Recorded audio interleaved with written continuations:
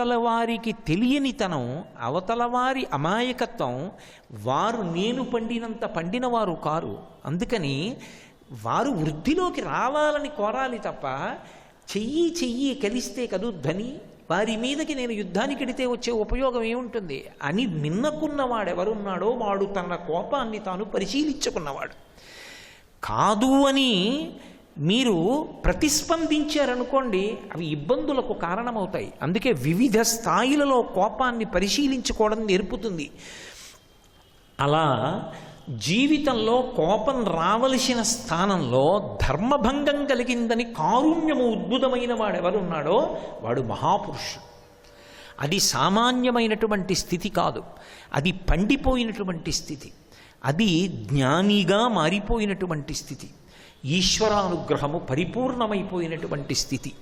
యథార్థమునకు శ్రీరామాయణం ఇదిగో ఈ స్థాయికి చేరిపోయినటువంటి ఒక మహాపురుష దర్శనంతో ప్రారంభమవుతుంది.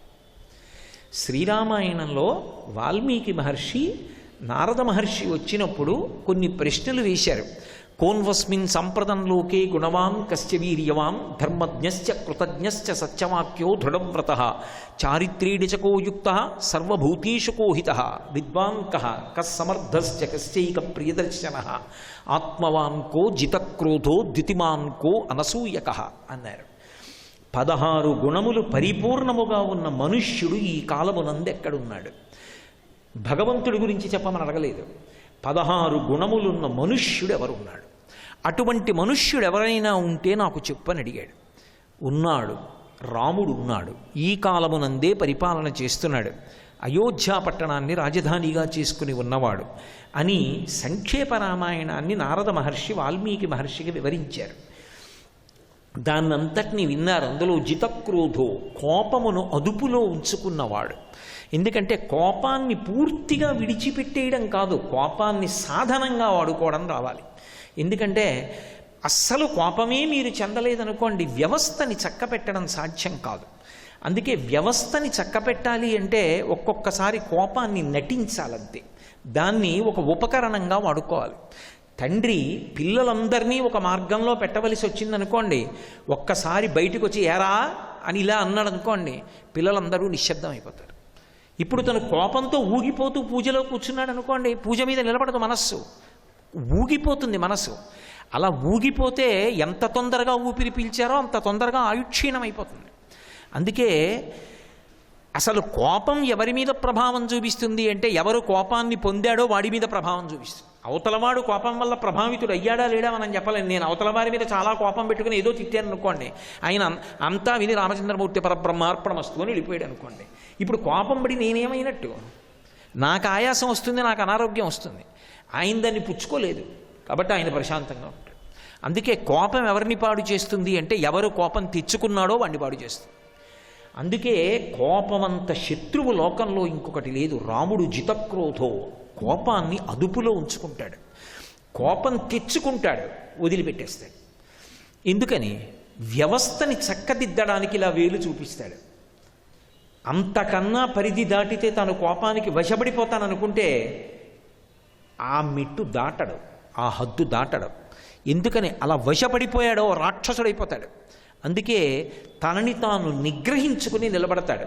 కోపాన్ని ఒక సాధనంగా వాడతాడంతే, వ్యవస్థని చక్కబెట్టడానికి. అటువంటి రామచంద్రమూర్తి యొక్క గుణములలో ఒకటిగా అడిగాడు వాల్మీకి మహర్షి, జితక్రోధో అని అడిగాడు. సంక్షేప రామాయణం నారద మహర్షి చెప్పారు.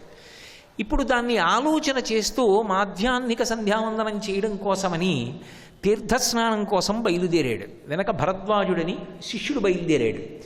గురు శిష్య సంబంధం అంటే ఏమిటో చెప్తారు రామాయణంలో. గురువుగారు బయలుదేరుతున్నారు అంటే, గురువుగారు స్నానం చేస్తే తర్వాత కట్టుకోవలసిన బట్ట, గురువుగారు తుడుచుకునే బట్ట, గురువుగారి నీరు అవసరం ఉంటుంది కాబట్టి ఒక పూర్ణ జలకలశం, గురువుగారికి ఎప్పుడు ఏది అవసరం అవుతుందో అది ఆయనకి ఏర్పాటు చెయ్యడం కన్నా ధన్యత జీవితంలో ఇంకేం ఉండదు. అదొక మహదవకాశం అంతే. కాబట్టి అలా గురువుగారిని సేవిస్తూ భరద్వాజుడు బయలుదేరాడు. ఇద్దరూ తిన్నగా వెళ్ళారు తమసా నదీ తీరానికి. వాల్మీకి మహర్షి యొక్క మనసు ఎంత ప్రసన్నంగా ఉంటుందో చెప్పడానికి ఆయన నోటి వెంటే ఓ మాట వచ్చింది. ఆయన భరద్వాజుడి వంక చూసి ఆ తమసా నదీ జలాల గురించి చెప్తూ ఓ మాట అంటారు. ఓయ్ భరద్వాజ, చూశావా ఈ నదీ జలములు ఎంత నిర్మలంగా ఉన్నాయో పరిశీలించావా? ఇక్కడ బురద లేదు. ఇది సజ్జనుని యొక్క మనస్సు ఎలా ఉంటుందో అలా ఉంది ఈ నదీ తీరం అన్నారు. అని ఆయన స్నానానికి దిగారు. స్నానానికి దిగి స్నానం చేసి రావాలి. ఈలోగా ఒక బోయవాడు వచ్చాడు. క్రౌంచ పక్షుల యొక్క మిథునం ఒక చెట్టు మీద ఉంది. క్రౌంచ పక్షులకి కామం ఎక్కువ అని. ఆ క్రౌంచ పక్షులు ఒక ఆడపక్షి మగపక్షి ఒకదానితో ఒకటి కూడి క్రీడిస్తున్నాయి. చూశాడు బోయవాడు. చూసి బాణాన్ని ఎక్కుపెట్టి మగపక్షిని కొట్టాడు. ఆ మగపక్షి బాణం తగిలి కింద పడిపోయి నెత్తురు కారిపోతూ గిలగిల కొట్టుకుంటోంది. నల్లగా ఉండి తల మీద ఎర్రటి తురాయిలా ఉంటుంది క్రౌంచ పక్షికి. రెక్కలు అల్లారుస్తూ ప్రాణం విడిచిపెట్టేస్తూ పెద్ద ధ్వని చేస్తూ ఏడుస్తోంది. ఆడ క్రౌంచం తన భర్త శరీరం విడిచిపెట్టేస్తున్నాడు అన్న బాధ చేత ఆ మగ క్రౌంచం చుట్టూ తిరుగుతూ ఏడుస్తోంది. ఇది చూశారు మహర్షి. అప్రయత్నంగా ఆయన నోటి వెంట ఒక శ్లోకం వచ్చింది. లోపల ఆయనకి కారుణ్యము ఉద్భుతమైంది, దయ కలిగింది. దేనికి దయ అంటే అక్కడ ధర్మం పాడైంది, అందుకు దయ కలిగింది. ఏ ధర్మం పాడైంది అంటే మిథునావస్థలో ఉన్నప్పుడు స్త్రీ పురుష సమాగమం జరుగుతున్నప్పుడు, అవి పక్షులు కానివ్వండి, జంతువులు కానివ్వండి, మనుష్యులు కానివ్వండి, అటువంటి సమయంలో ఒక ప్రాణిని సంహరించకూడదు రెండిటిలో. కానీ క్రౌంచ పక్షులు రెండు మిథునంలో ఉండగా, మైథున క్రియ నడుస్తూ ఉండగా, సంతోషంతో ఉండగా, రమిస్తూ ఉండగా బోయవాడు బాణం వేసి మగపక్షిని కొట్టాడు. అది నెత్తురోడుతూ కింద పడి ప్రాణాన్ని విడిచిపెడుతోంది. ఆడపక్షి ఏడుస్తోంది. వాల్మీకి మహర్షి యొక్క గుండె కదిలిపోయింది. అయ్యయ్యయ్యో పాపం ఎంత ఏడుస్తోందో. అలా మైథునంలో ఉన్నటువంటి పక్షుల జంటలో మగపక్షిని కొట్టాడే ఈ దుర్మార్గుడైనటువంటి బోయవాడు. ధర్మం తప్పిపోయాడే. ఎంత ఆపద కలిగింది ఆ ఆడపక్షికి. ఆడపక్షి యొక్క ఏడుపు విన్నారు ఆయన. ఆ ఏడుపు విని ఆయన గుండెల్లో కారుణ్యము పెళ్ళుబుకింది. పెళ్ళుబుకి ఆయన నోటి వెంట ఒక శ్లోకం వచ్చింది. మానిషాధ ప్రతిష్టాత్వం మగమ శాశ్వతై సమాహ యత్క్రౌంచ మిథునాదేకం అవధీహి కామమోహితం అన్నారు. అంటే రెండు క్రౌంచపుక్షులు ఒకదానితో ఒకటి కలిసి క్రీడిస్తూ సంతోషంగా ఉన్నటువంటి సమయంలో మగపక్షి మీద బాణం వేసి కొట్టి చంపినటువంటి అత్యంత కఠినమైన హృదయము కలిగినటువంటి ఓ బోయవాడా, నీవు చాలా కాలము జీవించి ఉండకుండెదవుగాక. అంటే బోయవాడు ఆయుర్దాయాన్ని పోగొట్టుకోవాలి, తొందరలో అతను కూడా మరణాన్ని పొందాలి అని శాపవాక్కు వాల్మీకి మహర్షి నోటి వెంట వచ్చింది. ఆయన ఆలోచించారు. కానీ ఇందులో ఒక విశేషం కనపడుతోంది. నేను ఒకవేళ విడిచిపెట్టినది శాపవాక్ అయితే అది మంగళప్రదంగా ఉండకూడదు. కానీ ఎందుకో ఇది ఒకటికి 10 మాటలు నోట్లో తలుచుకోవాలని అనిపిస్తోంది. వెనక్కి తిరిగి శిష్యుణ్ణి అడిగారు. ఆయన అన్నారు, నేను దీన్ని కంఠస్థం చేశాను. ఇది శ్లోక రూపంలో ఉంది, ఇదేదో శాపవాక్కుగా లేదు. అత్యంత కోపంలో ఒక వ్యక్తి విడిచిపెట్టినటువంటి వాగ్బాణంలా లేదు. పరమదయతో వచ్చిన శ్లోకం. ఇది శ్లోక రూపాన్ని పొందింది. ఇది వీణ మీద పలుకుతుంది. ఇది పాటగా పాడబడుతుంది, గీతముగా వస్తుంది. ఇది నృత్తమునకు సరిపోతుంది. అందుకని ఇన్ని విశేషాలు ఇందులోకి వచ్చాయంటే ఇది శాపవాక్కు కాదు, ఇది శ్లోక రూపం. అందుకే నేను దీన్ని కంఠస్థం చేశానన్నారు. అంటే మహర్షి చెప్పకుండా ఒక విషయం చెప్తున్నారు. నారద మహర్షి శిష్యుడైనటువంటి వాల్మీకి ఏ స్థాయికి వెళ్ళిపోయిన వారు అంటే ఇక వారికి కోపం అనేటటువంటిది ఆవహించే అవకాశం లేదు. వారికి కోపం స్థానంలో ఏమొస్తుంది అంటే కారుణ్యం వస్తుంది, అంతే. దయ కలుగుతుంది. అవతల వాడికి తెలియని స్థితిలో ఇంత తప్పు చేసేసాడే, ఈ పాపం వాడిని ఎంత కట్టి కుడిపేస్తుందో రేపొద్దున్న ఈ ధర్మలోపం, అంతకన్నా నా వాక్కుల చేత అనుగ్రహిస్తాను. నీ ఆయుర్దాయము క్షీణించుగాక. అందుకే మానిషాధ ప్రతిష్టాత్వం అగమశాశ్వతీ సమాహ యత్క్రౌంచ మిథునాదీకం అవధీహి కామమోహితం. కామమోహితమైనటువంటి క్రౌంచ పక్షుల యొక్క జంటలో మగపక్షిని బాణము వేసి నేల కూల్చినటువంటి ఓ బోయవాడ, నీవు దీర్ఘకాలము జీవించకుండెదవుగాక అన్నాడు. ఆయన ఆశ్రమానికి వెళ్ళిపోయారు. చతుర్ముఖ బ్రహ్మగారు వచ్చారు.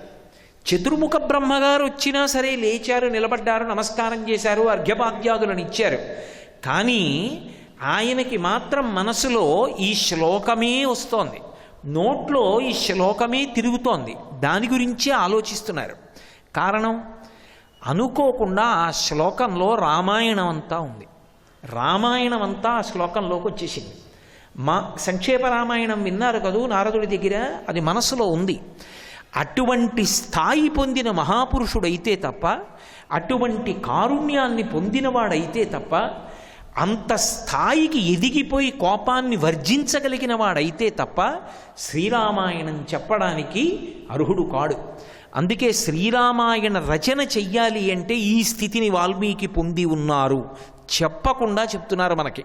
అందుకే తపస్వాధ్యాయ నిరతం తపస్వీ వాగ్విదాంవరం నారదం పరిపప్రచ్చర్వాల్మీకిర్ మునిపుంగవం. నారదుడి యొక్క శిష్యుడైనటువంటి వాల్మీకి మహర్షి అంత స్థాయికి ఎదిగిన మహాపురుషుడు.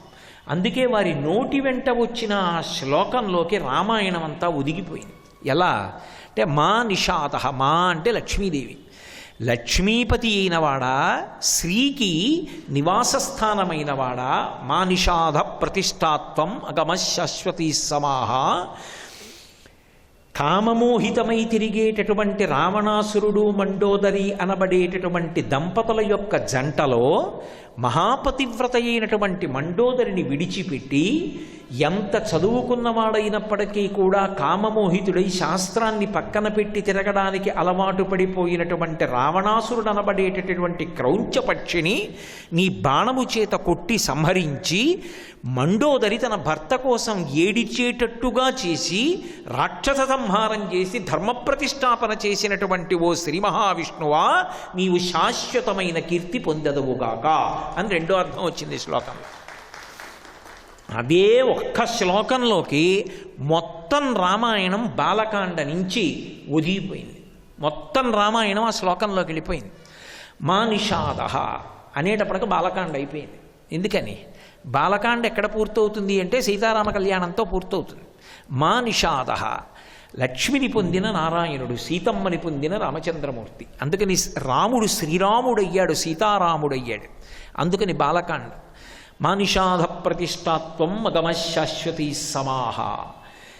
ధర్మం కోసం తండ్రి ఇచ్చిన మాట నిజం కావాలి అనేటటువంటి ఉద్దేశ్యంతో తండ్రిని సత్యవాక్యమునందు ప్రతిష్ఠించడానికి, తండ్రి కైకమ్మకిచ్చినటువంటి మాట నిజమవడానికి తాను 14 సంవత్సరములు అరణ్యవాసం చేసి తండ్రిని ధర్మమునందు నిలబెట్టి తాను ధర్మాచరణ చేసినవాడు కనుక అయోధ్యకాండ, అరణ్యకాండ అందులోకి వెళ్ళిపోయాయి.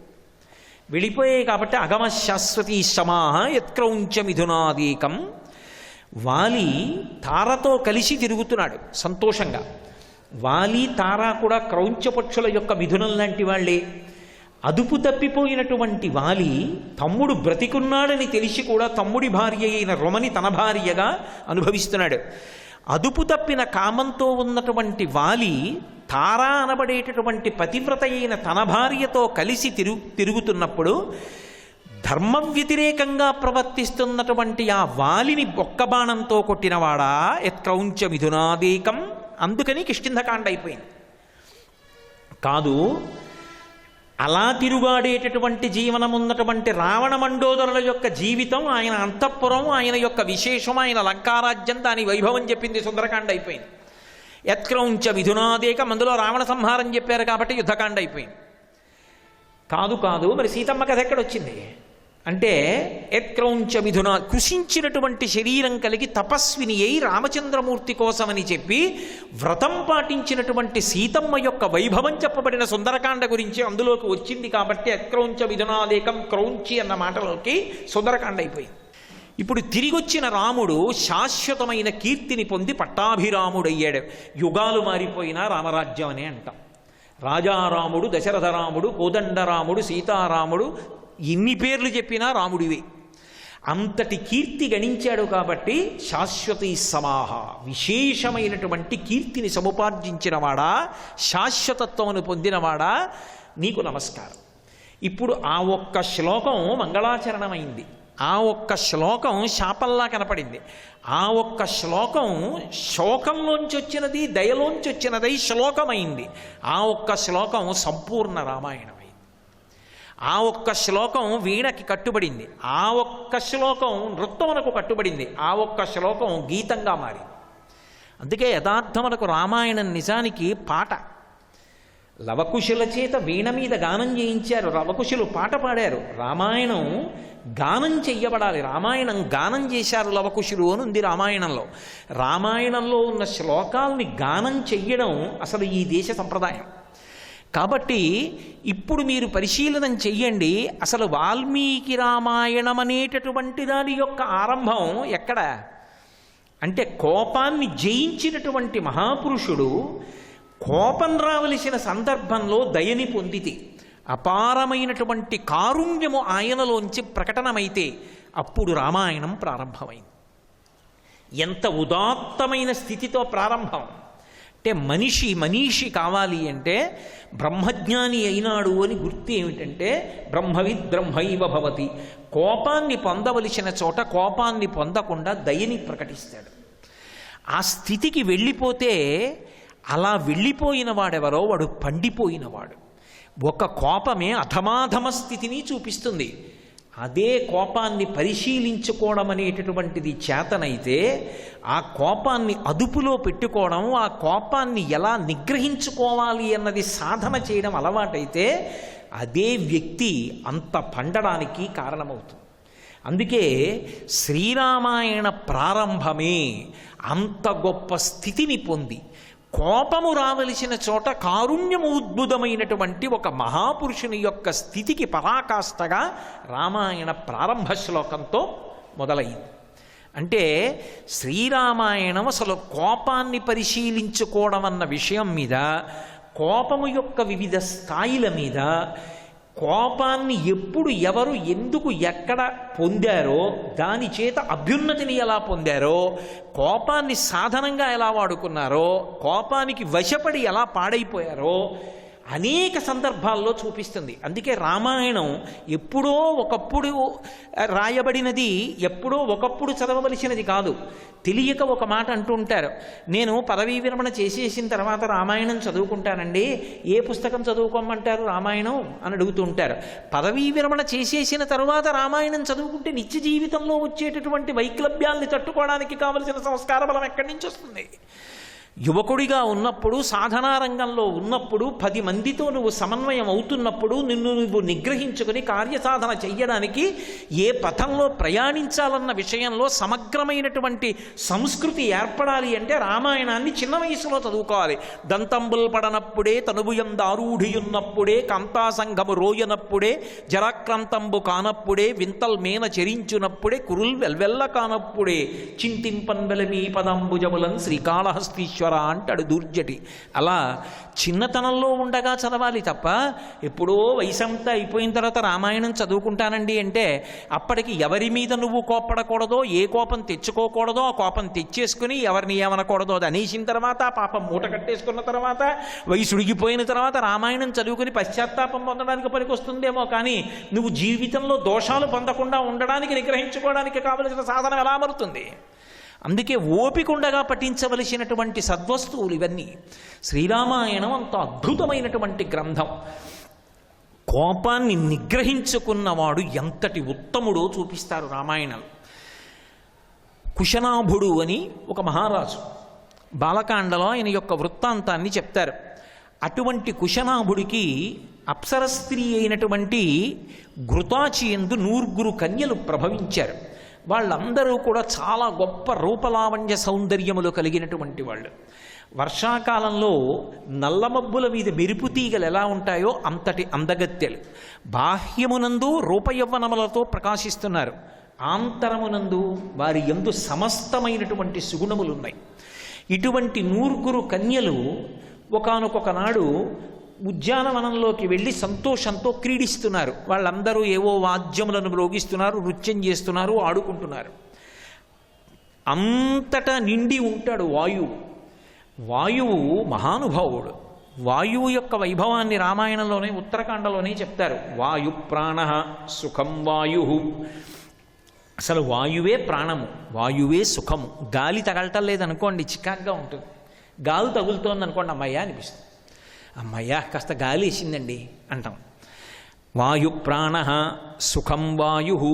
ఆ వాయువు శరీరంలోంచి వెళ్ళిపోయిందనుకోండి అంతే, మృత్యువుని పొందాడు అంటారు. వాయునాశం పరిత్యక్తం న సుఖం విందతి జగత్. ఆ వాయువు కానీ విడిచిపెట్టేసింది అంటే లోకం సుఖాన్ని పొందదు. అంతేకాదు, కాష్టభూతాని జిజ్ఞిరే. శరీరంలోంచి గాలి అంతా బయటికి వెళ్ళిపోతే శరీరం కర్రలా అయిపోతుంది. అందుకే చనిపోగానే మనిషి కాలు ఇలా పైకెత్తితే మడుచుకుంటుంది. కొంతసేపు అయిపోయిన తర్వాత కాలు పట్టుకు పైకెత్తితే కర్రల శరీరం అంతా లేచిపోతుంది. ఎందుకంటే ఇంకా లోపల వాయు ప్రసరణం ఆగిపోతుంది. ఇక వాయువు తిరగదు. తిరగకపోతే కాష్టము కర్రలా అయిపోతుంది శరీరం. అటువంటి వాయువు పూజనీయుడు. సర్వం శ్రీ ఉమామహేశ్వర పరబ్రహ్మార్పణమస్తు. స్వస్తి.